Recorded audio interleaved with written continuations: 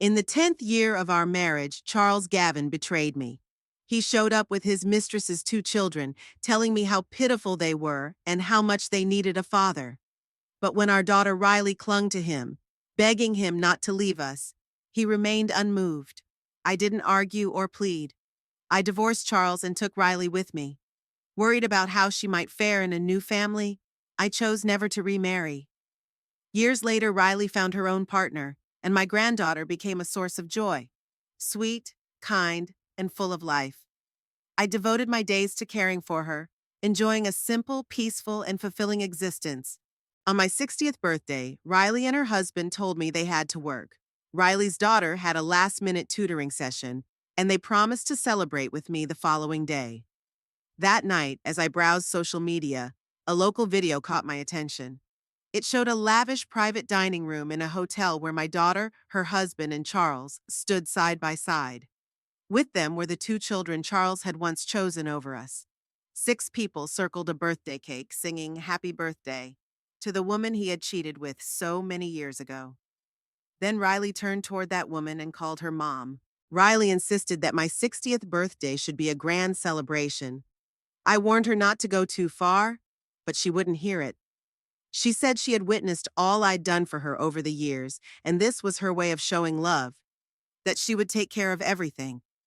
Her words touched me deeply.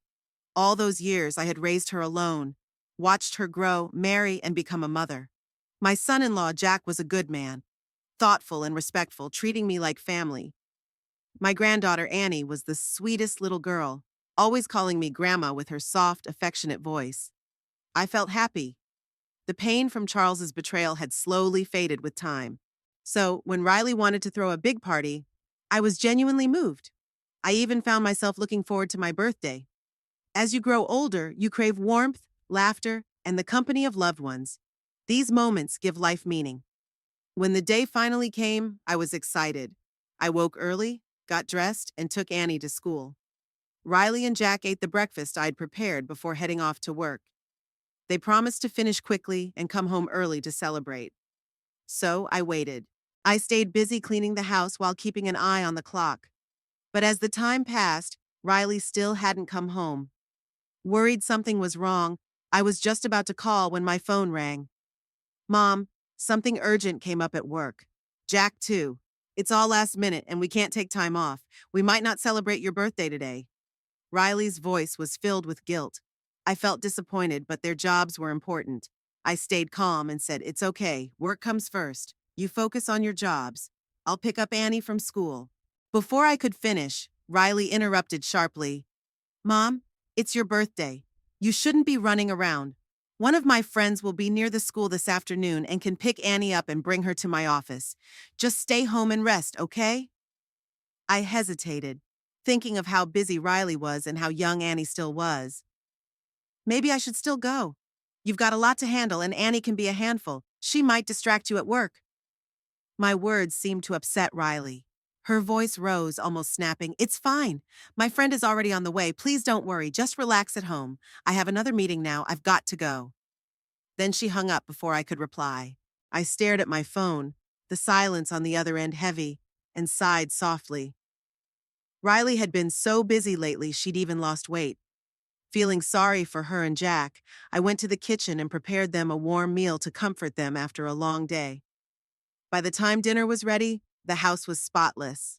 With nothing left to do, I finally sat down on the couch and grabbed my phone for a break. At my age, I enjoyed watching short videos online to pass the time. I scrolled through a few clips, none catching my interest, and just as I was about to close the app, my finger accidentally tapped on a nearby section. There, in the very first thumbnail, I recognized her immediately.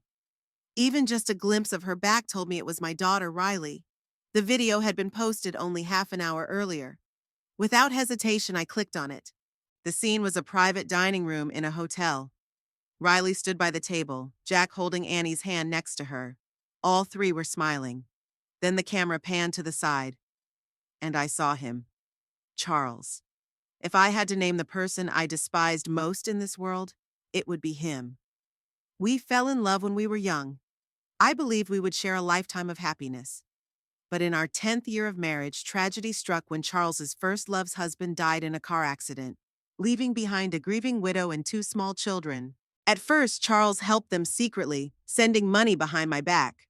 When I discovered this, we fought bitterly. His face flushed with anger as he called me heartless. Not long after, he stood before me holding his first love's two children in his arms, divorce papers in hand. "David and Susan are too young," he said. "They need a father." So he left me to be with her and to raise those children. Our daughter Riley clung to his leg that day, sobbing and begging him to stay. But Charles didn't hesitate. He turned his back and walked away without a second thought. I didn't beg. I took the divorce settlement, more than half his assets, and left with Riley. For fear a stepfather might mistreat her, I changed her last name to mine, Colin. I never remarried, dedicating myself to raising her, watching her grow, put her through college, and see her fall in love, get married, and have little Annie. Throughout all this, Charles never appeared in our lives. From what I heard, he and his first love never had more children, but focused on raising her two kids as his own. Riley used to tell me she hated Charles just as much as I did. I believed her. I thought, having lived through the pain of our divorce, she would keep her distance from them, recognize the poison they were. But now, not only had they been in contact behind my back, I was watching them stand together in that video, talking, smiling, with no hint of resentment in Riley's eyes. Then she began singing, "Happy birthday to you." Jack joined in, clapping his hands, while little Annie chimed along too, her tiny palms tapping rhythmically. The two children Charles had favored over us, David and Susan, stood nearby, singing their part as well. And at the heart of this gathering, surrounded by them like a queen with her court, stood Catherine, Charles's first love. She still looked stunning, dressed in a graceful gown that spoke of effortless elegance. She was cherished, indulged, and celebrated, living the life of a princess. For a moment, I almost forgot that Catherine and I shared the same birthday. But the cruelest moment was yet to come. After the song ended, the daughter I had given everything for stepped forward, embraced Catherine warmly, and whispered with a gentle, affectionate smile, "Happy birthday, Mom."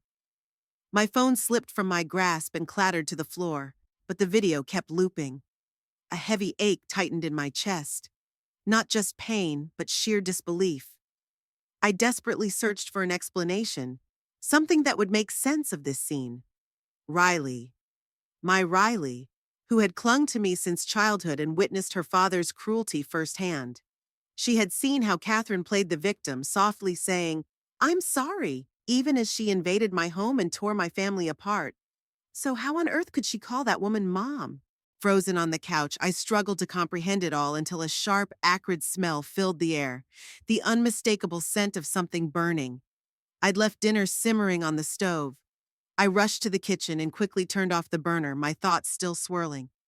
Without thinking, I grabbed the hot pot and the metal seared my fingers, leaving bright red burns. I was about to rinse my hand under cold water when the doorbell rang. When I opened the door, a delivery driver stood there holding a cake. A small one I had ordered myself.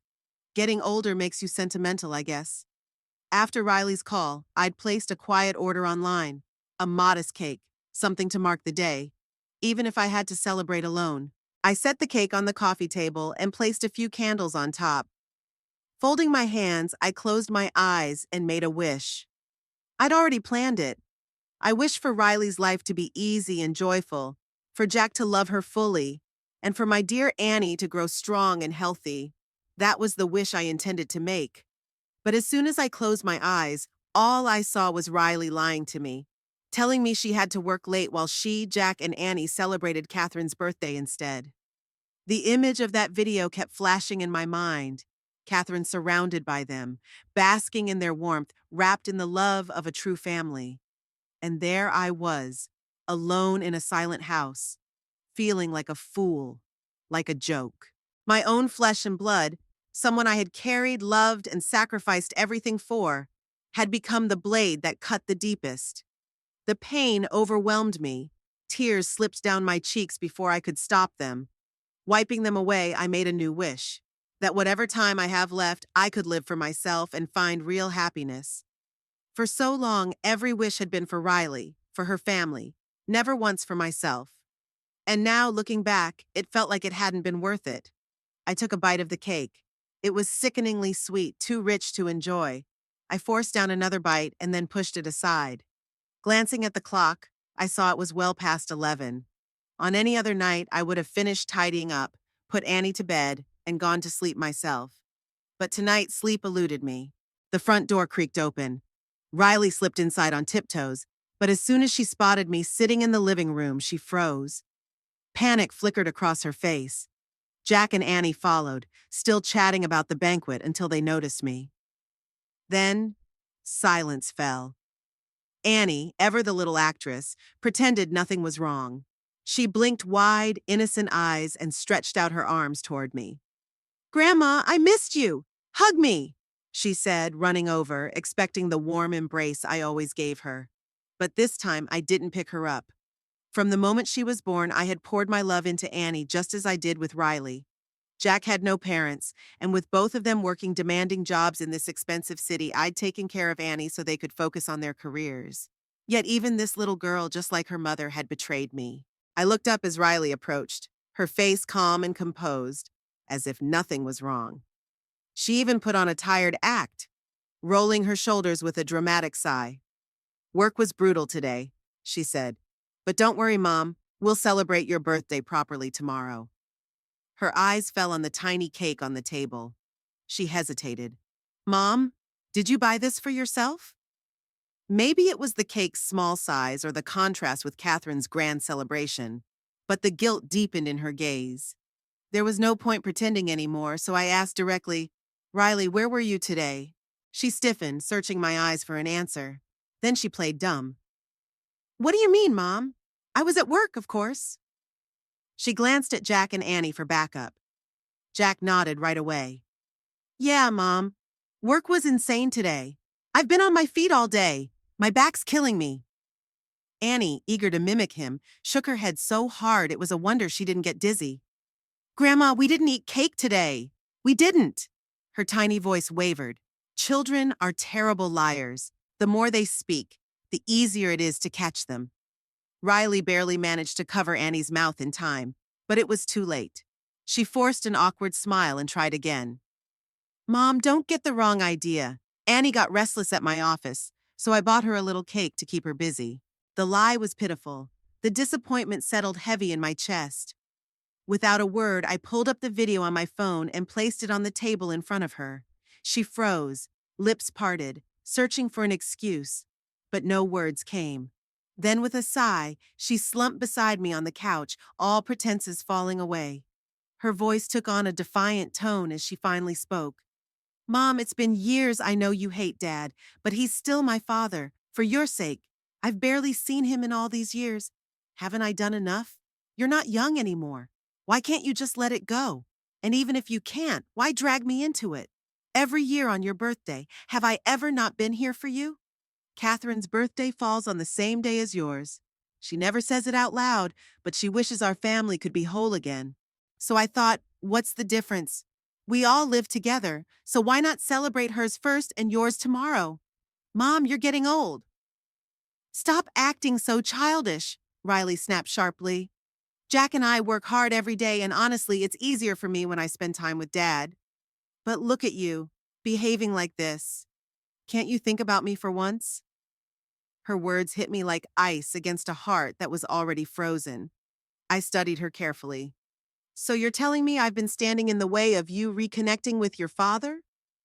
She looked away, silent. I examined her face closely. She didn't take after Charles at all. Instead, she had inherited my features. Maybe that was why, after the divorce, Charles had poured all his fatherly love into Catherine's children, especially Susan. I remembered the first time I met Susan. She was just 6 years old, already resembling Catherine to a striking degree. And because of that, Charles adored her. Back then, Riley had cried in my arms, devastated and confused. "Mom, why doesn't Dad want me? Why does he want to be someone else's father? Doesn't he love me anymore?" I held her close, feeling her tiny body shake with heartbreak, and thought, what a cruel thing for my own child to have such a heartless father. But now, hearing the words coming from her mouth, I realized the joke was on me. Riley didn't seem to notice the change in my tone. Instead, she clung to my arm and whined as she always did. Mom, that's not what I meant, but think about it. Dad's old now. No matter what happened before, I still carry his blood in my veins. Isn't it time to let go of the resentment? And Catherine, she's actually really nice. Back then, she took Dad away because she worried about her siblings growing up fatherless. But she apologized to me, Mom. She even buys me gifts and treats me like her own daughter. So why keep holding on to something that happened so long ago? You're old now, too. Why not just move on? I stared at her, unable to stop the bitter laugh bubbling in my throat.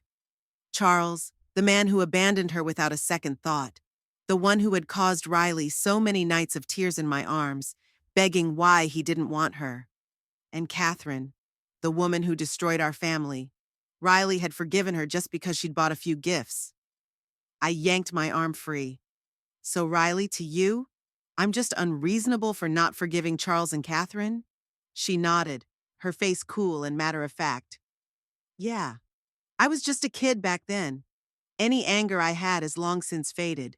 When I close my eyes now, all I remember are the happy moments, how good Dad was to me when I was little. Mom, I want us to be a family again. Can't you see that Catherine's actually really nice? Maybe you two could even be like sisters. Before she finished, my hand struck her across the face. She cried out sharply, stumbling back and clutching her cheek. Then she glared at me, fury blazing in her voice. Mom, what the hell is wrong with you? Why would you hit me? No wonder Dad preferred Catherine. She's gentle and sweet, not some bitter old woman who can't let go. Tears filled her eyes, and before I could respond, she turned and fled to her room, sobbing. Jack and Annie hurried after her, voices tight with concern. The door wasn't fully closed, and I could still hear their muffled whispers. She's losing it, clinging to some ancient grudge forever. No wonder she got dumped. What a cranky old hag. Those words, spoken by the daughter I'd loved for over 20 years, cut deeper than any wound. At that moment, something inside me finally shattered. I stood and went to my room to start packing. For years, Riley and Jack had worked hard, but with housing prices soaring, they still struggled with mortgage payments. I'd felt sorry for them, helping cover their expenses each month. Mortgage, utilities, groceries, even Annie's art lessons. I paid for it all. But now, as I prepared to leave, I wasn't giving them another penny. Whether they could manage without my support was no longer my concern. What Riley didn't know was that I owned another property, one I'd never told anyone about. I bought it years ago, just in case. I'd been wary of Jack, afraid he might one day betray Riley like Charles had betrayed me. So I kept that house in my name, intending to leave it to Riley when I was gone. But now that plan was unnecessary. That house would be my sanctuary. With my savings, I could live comfortably on my own. When I came out of my room, Riley was still crying softly. The small cake on the coffee table remained untouched, candles unlit. Everything looked so pitiful. Without hesitation, I grabbed my suitcase and walked out the door. By the time I settled into my new place, it was already 3 in the morning. After a shower, I lay in bed and checked my phone. Not a single missed call, no unread messages. She was my daughter, the child I raised for more than 20 years. And yet, there was nothing. That thought stung my heart deeply. But maybe the pain was necessary. It would keep me from second-guessing myself or foolishly convincing myself to return. I canceled my usual morning alarm, turned off the lights, pulled the blanket over me, and pushed all other thoughts away. I didn't sleep well. My dreams dragged me back to the past, to when it was just Riley and me. Back when Charles was determined to divorce me, despite the fact I left with most of his wealth. Riley was still too young then. The betrayal shattered her tiny world. She was so traumatized she couldn't even attend school for a while. I had no choice but to quit my job and stay home with her. She was restless at night, waking in terror from nightmares, screaming for her father and me, begging us not to leave her. So I held her close, humming lullabies I'd sung when she was a baby, sitting beside her through the night. By morning, her breathing would even out, her face peaceful, and I, sore and numb from holding her, would struggle to move. Back then, Riley noticed my discomfort. She'd grasp my hand in her small fingers and softly massage my arm, whispering, "Mommy, I'll make it better. I'll make the pain go away." She was such a sweet child. I sighed deeply, opened my eyes, and checked the time. Though I'd canceled my alarm, years of habit woke me at the usual hour. On any other morning, I would have headed straight to the kitchen to prepare breakfast.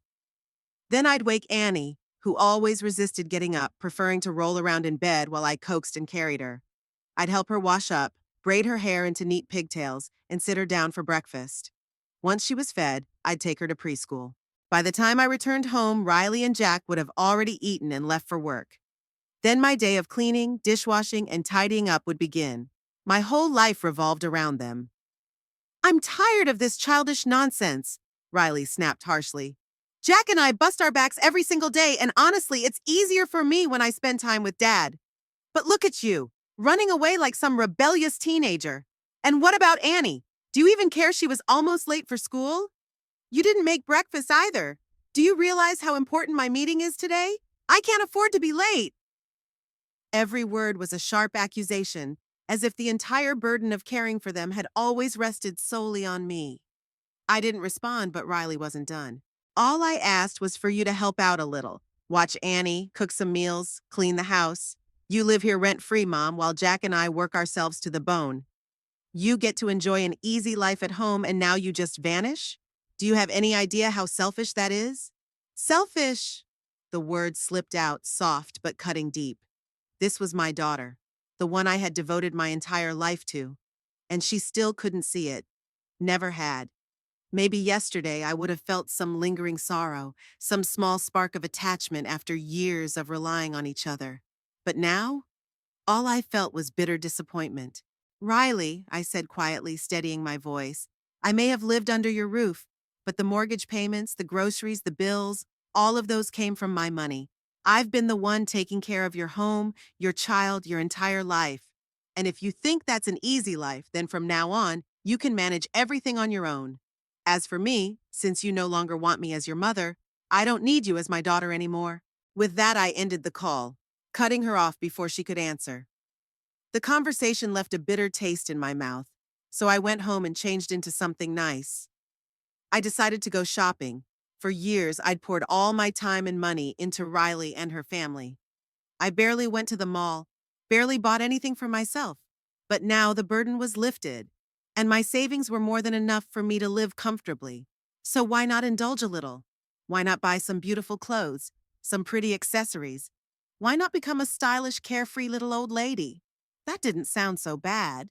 But I hadn't expected to run into him, Charles, on the very day I finally treated myself to a leisurely shopping trip. He was walking side by side with Catherine, the two of them stepping into a clothing store right in my path. Charles looked uneasy the instant he caught sight of me, his gaze darting away. Catherine, on the other hand, smiled broadly, her expression smug as she confidently strutted toward me, just as insufferable as ever. "Oh, Laura, fancy meeting you here, shopping for clothes too?" Her voice was loud, deliberately drawing attention. She let her eyes roam over me, up and down, then shook her head with a theatrical sigh. "Goodness, you're always so busy taking care of the house and kids. Even if you buy something nice, when will you have time to wear it?"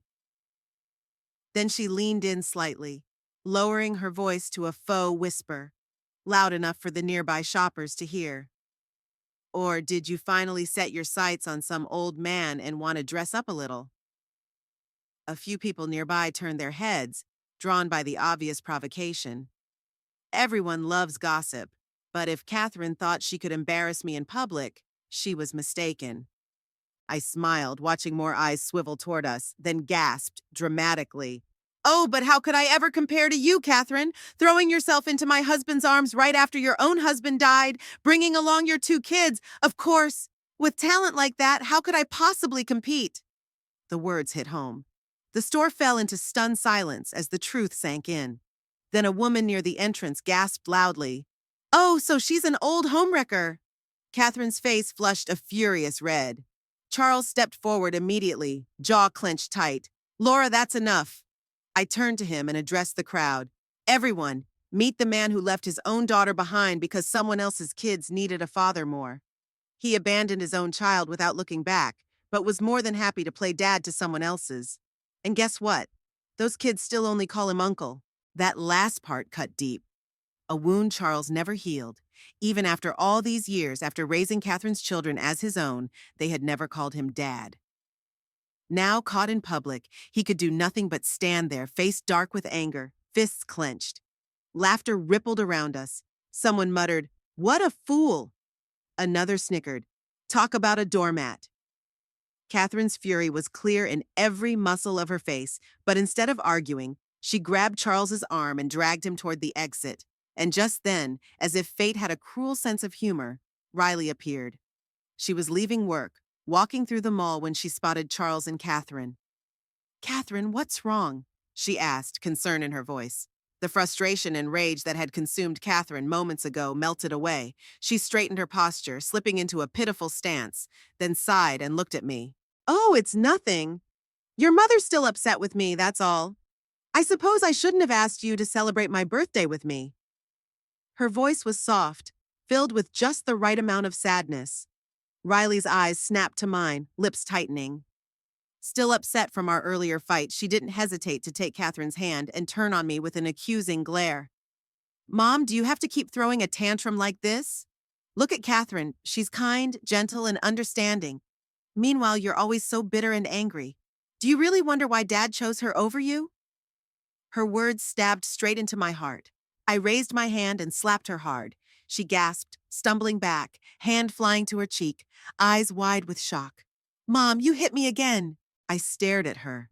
My daughter, the one I loved more than life itself. But now, looking at her, I felt nothing but emptiness. A cold detachment settled over me. The final severing of the last thread that had tied me to her. This girl, this woman, she was no longer my child. So I pushed her away, shoving her toward Catherine and Charles. "If you love them so much, then go ahead. Call them Mom and Dad." "I don't want to be your mother anymore," I said flatly. Riley responded with a sharp, mocking laugh, sliding her arm through Catherine's like a challenge directed straight at me. "Fine. Who even needs a mother like you? Catherine's a better mom than you ever were. At least she knows how to move on instead of wallowing in bitterness like some old hag." She glanced over at Charles and Catherine with a confident smirk. "I'm going home with you tonight. We'll have a proper family dinner, not sit around moping about things that happened ages ago." Suddenly, something fell from her pocket, hitting the floor with a soft clink. My eyes instinctively dropped to the ground. There it lay, a driver's license, face up, photo fresh, and the name printed clearly, Riley Spencer. I stopped dead in my tracks. Riley caught my stare and hesitated, as if recalling the slip. A quick flicker of guilt flashed across her face, but she brushed it off with a swipe at her nose. "What's the big deal? It's just a name. It's normal for kids to take their dad's last name. Dad doesn't have any other kids with his name. I was just fixing things. Why are you making such a fuss?" Though I stayed silent, her frustration grew, her tone sharp with irritation. But all I could do was stare at that name. She had once begged me to change her last name. "I don't want Dad anymore," she had cried, curled in my arms. "It's just us, Mommy. We're all the family we need. I want your last name so we're always together." Now she was Riley Spencer, erasing the last thread that tied us. I raised a hand in a dismissive wave, voice calm but cold. "Do what you want. Your name, your life. It's none of my business anymore." With that, I made my decision. I was done being her mother. She was grown now. If this was what she wanted, so be it. No one was going to drag me back. On the way home, I blocked her number, every contact severed. Then I checked my savings, glanced at the latest returns from my investments, and booked a group tour online immediately. I'd spent years pouring everything into Riley. There were so many beautiful places in the world I'd never seen. She used to promise, "When I grow up, Mom. When I graduate, Mom. When I find a job, Mom. When I get married, Mom. When I have kids, Mom. When the kids grow up, Mom." I waited for years on those promises, but that day never came. Luckily, I didn't have to wait any longer.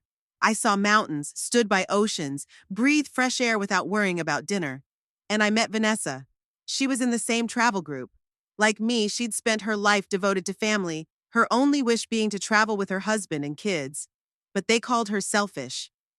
At your age, you should be home taking care of the grandkids, they'd said.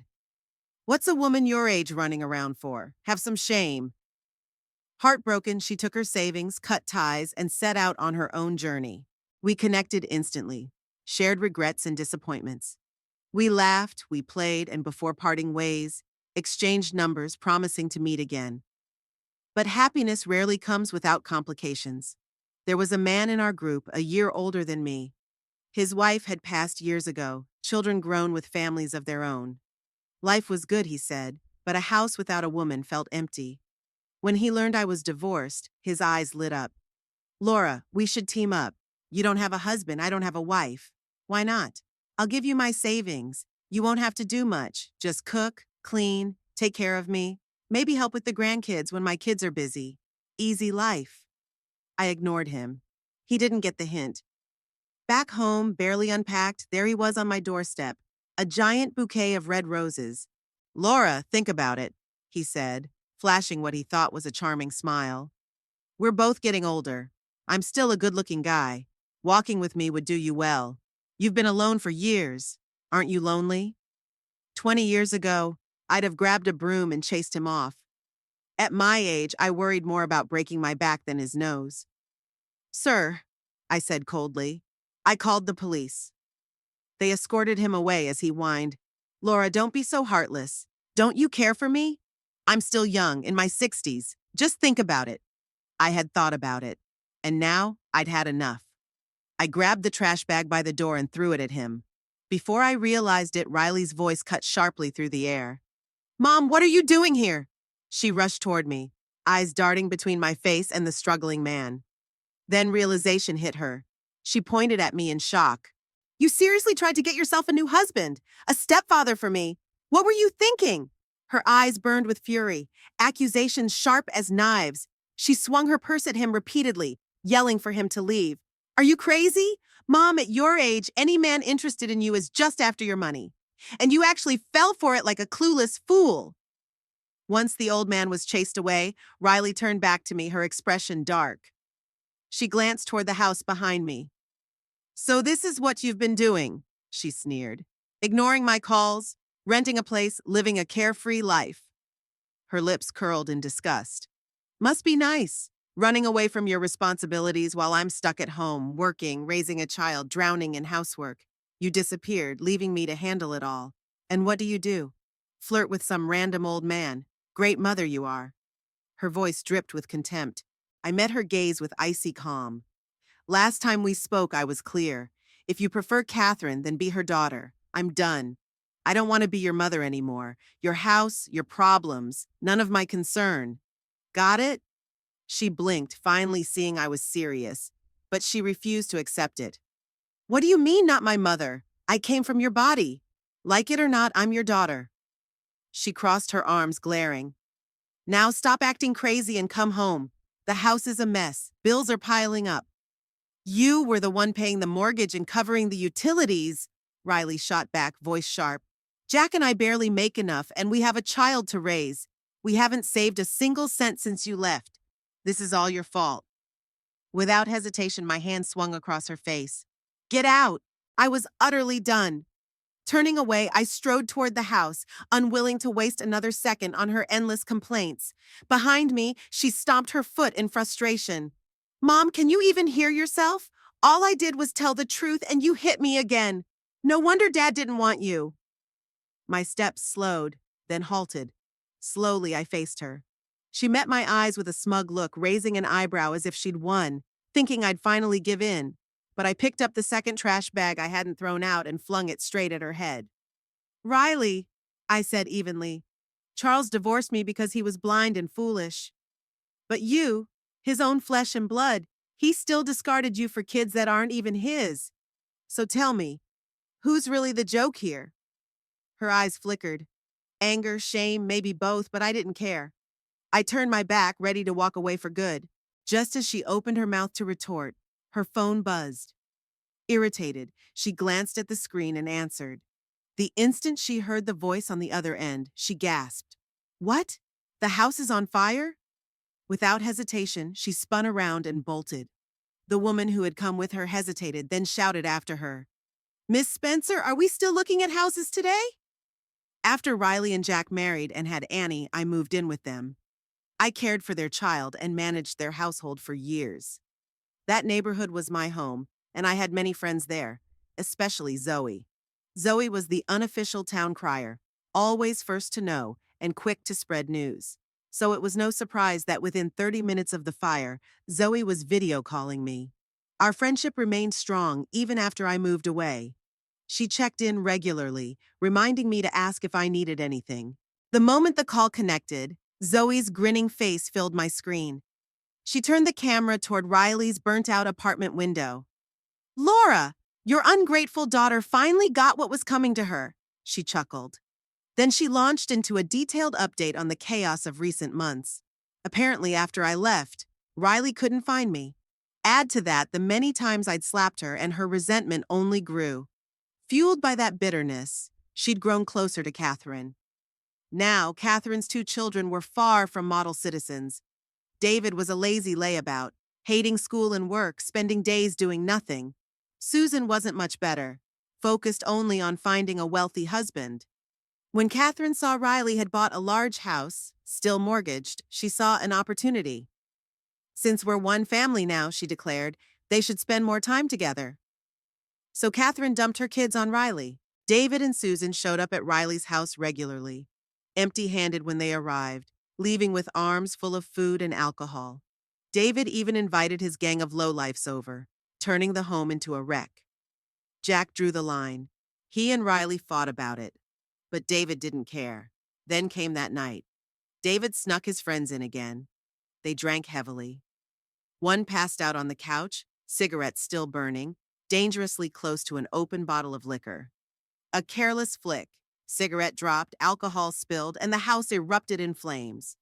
Jack had just returned from work when he saw thick black smoke billowing. David, the scoundrel, dashed outside first. When he spotted Jack, did he show remorse? No. He cursed Jack, blamed the poor condition of the house, and demanded compensation for nearly dying. Jack lost his temper. A brutal fight broke out on the street. Neighbors rushed in to separate them, but neither man backed down. Then Riley arrived. As she stepped into the chaos, Jack and David stopped fighting each other and turned their ire on her. Together, they tore into her, throwing blame from every angle, cursing her as if she were the source of all evil. When the shouting stopped, the house was gone, completely destroyed and uninhabitable.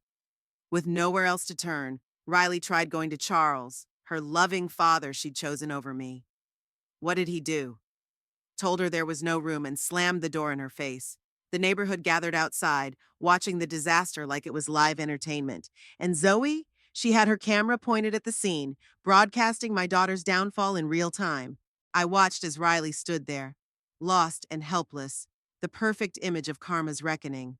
At the call's end, Zoe sighed, satisfied. Evil people always get their comeuppance. Don't you dare pity her, Laura. A daughter like that isn't worth it. I nodded silently. No trace of pity remained, not anymore. Watching the chaos unfold on my screen, I felt no heartbreak, no sympathy, only bitter irony. In the end, Riley had won. She fought tooth and nail, stubbornly clinging to her choice, dragging her family into Charles's home to prove she hadn't erred. But she had no idea this decision would ruin her. After that call with Zoe, I stopped paying attention to Riley's life. I had better things to do. Recently, I found a new hobby, pottery. There was something deeply soothing about shaping soft clay into delicate figures, molding it into beauty. I'd been attending the workshop several days in a row. And wouldn't you know it? Right beside the pottery studio stood a hotel. The day I finished firing my latest piece, hands still warm from the kiln, I stepped outside and right into another disaster. At the hotel entrance, Riley stood opposite Susan, disheveled, half-dressed, utterly shameless. Jack! Riley's voice cracked, trembling with disbelief. We've been married 7 years. I gave birth to your daughter. How could you? How could you do this to me?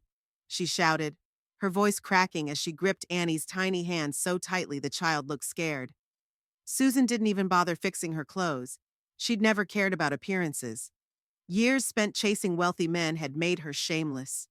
Even now, surrounded by the growing crowd, she smirked and leaned into Jack's arms, making herself comfortable. "Oh, Riley, come on," she purred, tilting her head flirtatiously and batting her lashes at Jack.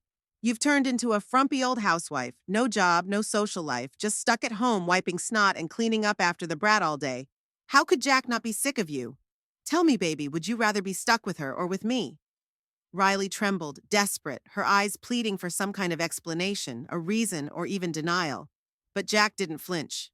He scoffed. "Why make such a big deal out of this, Riley? You should have stayed home with the kid. What are you even doing here? What man doesn't cheat?" He sneered. "Your own father did it, didn't he? He left your mom for another woman. And you," he jabbed a finger at her, "forgave him. Hell, you even started calling that woman mom. So if you could accept it back then, why can't you accept it now?" Riley's face drained of color. She shook her head repeatedly. "Jack! Jack! How could you say that? How could you say that?" She lunged at him, trying to strike, but Jack pushed her aside easily, tightening his arms around Susan as he looked down at Riley like she was nothing but a pathetic joke. "Riley, let's not kid ourselves. Did you really think your father took you back because he loved you? Please. If I hadn't been making good money and bought that house, he wouldn't have glanced your way twice. The only reason he took you back was to get more money for David and Susan. And you," he laughed dryly, "fell for it like a fool. But hey, at least you got one thing right." He ran his hand down Susan's back. "Susan's a lot more fun than you. So let's cut the act. We'll get divorced. I don't want the kid. You keep her. We'll split the money and go our separate ways. And since you were so supportive of your mother's fate, I'm sure you won't mind following her footsteps, right?" Each word struck Riley like a knife, her fists clenched tightly, her whole body trembling.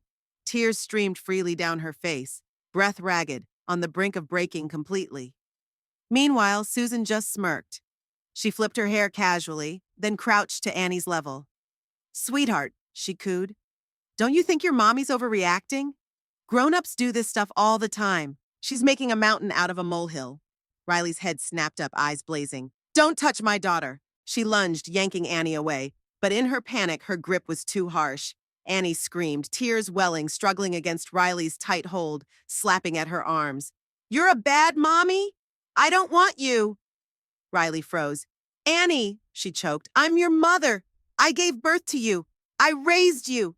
How can you say that?" She raised her hand, whether to grab, scold, or discipline. But before she could, Annie bit down hard on her wrist. Riley gasped, clutching her wrist as Annie darted into Susan's arms, then turned, face twisted in fury. "You're always mean to me. I don't want you. I want Susan to be my mommy." Silence fell. Everything stopped.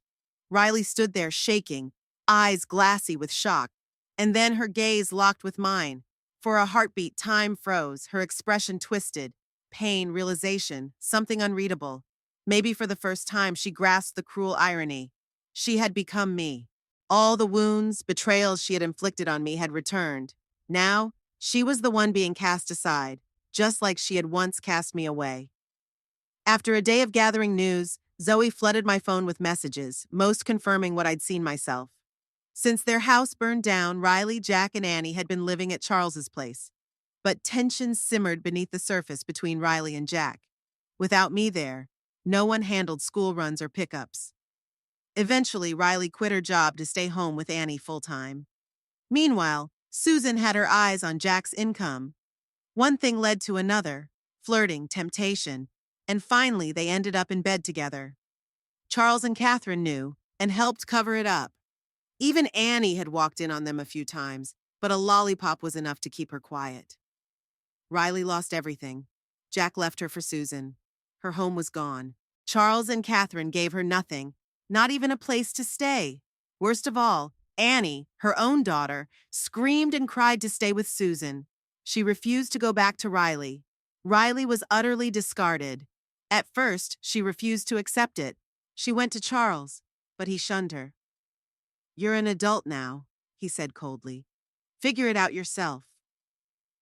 She tried Catherine, the woman she once called Mom warmly, but Catherine wouldn't even open the door. I only recognize David and Susan as my children. You're an outsider, Catherine said dismissively. Finally, Riley understood.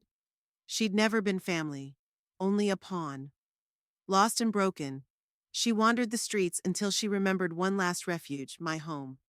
That night, she stood outside my door, exhausted and hesitant. Maybe she finally realized how cruel she'd been. She had lied, betrayed, taken my love for granted, even mocked me. But now she had nothing. Her hands trembled as she rang the bell. When I opened the door, I showed no surprise or anger, only calm. Riley parted her lips, but no words came. Her throat tightened, and tears spilled down her cheeks. Mom, I was wrong. I said nothing at first. I just looked at her. What was I supposed to feel? Bitterness? Sadness? Satisfaction? Or nothing at all? In my mind, memories surfaced of a much younger Riley, when it was just the two of us. I let the silence stretch. Then I finally spoke.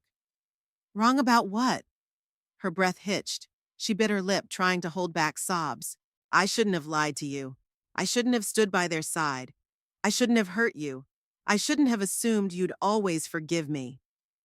I should never have ignored everything you've done for me, she confessed, her voice trembling as she laid bare every mistake, repeating apologies as if sheer remorse could undo the past.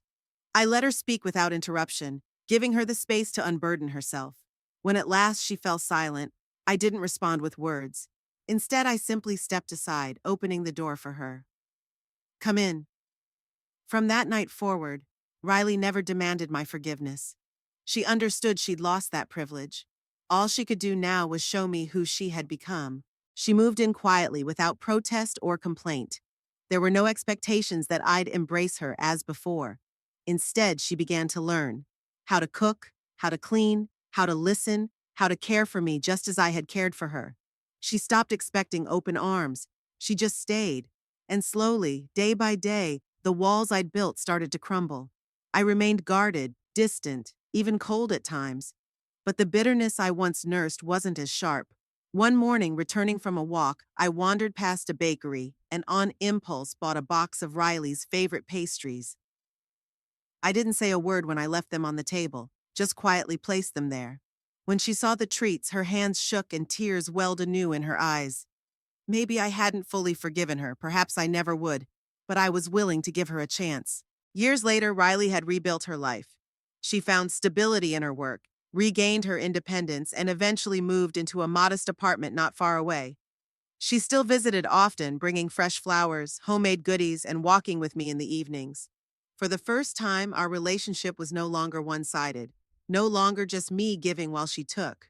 We found balance. One day, she arrived with a tray of homemade cupcakes.